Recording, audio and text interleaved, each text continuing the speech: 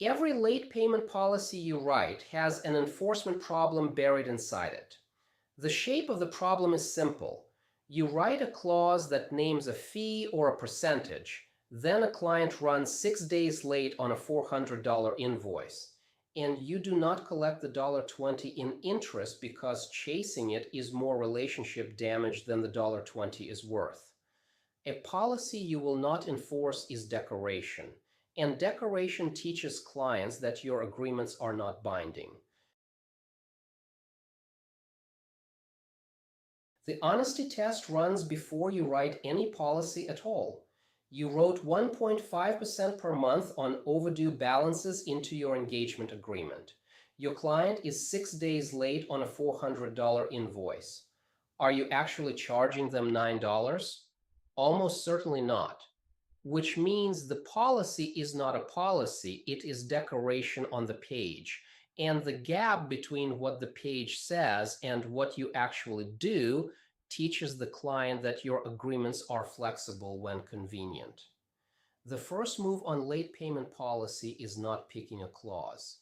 It is running the enforcement honesty test on whatever clause you are considering before you commit to it.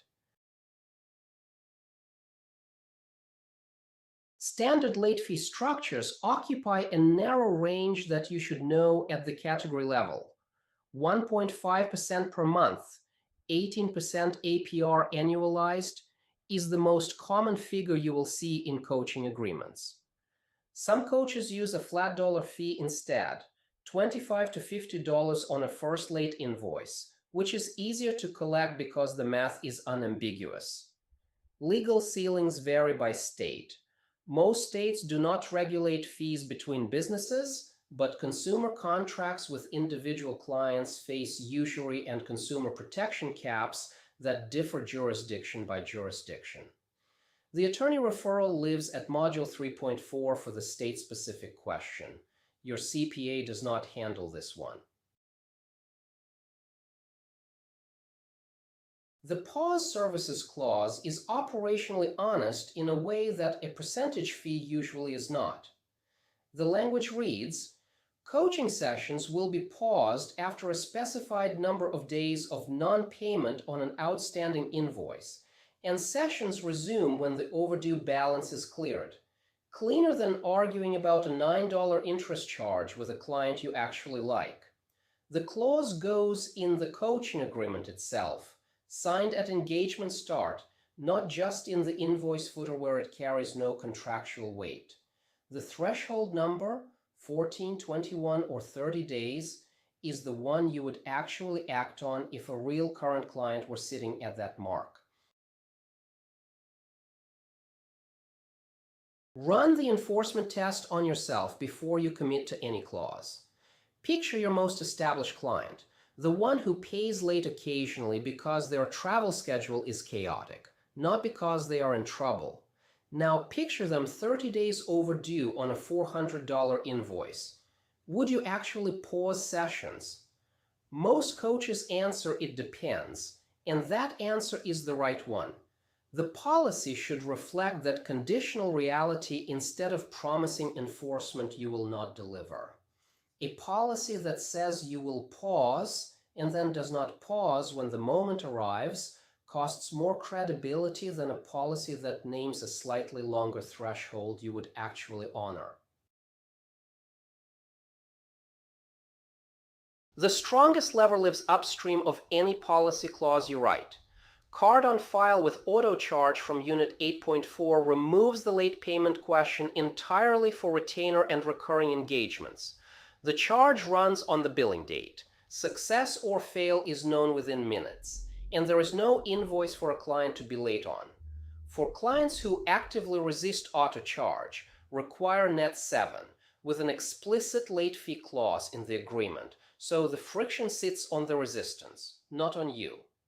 For corporate clients, the AP cycle drives the timing whether you like it or not. Build Net 30 or 45 into the contract instead of hoping the buyer will run their cycle around your preferences. Legal collections math almost never favors action on coaching-sized invoices. Pursuing a $400 overdue invoice through small claims court or a collections agency costs you more in time and relationship damage than the $400 you would recover.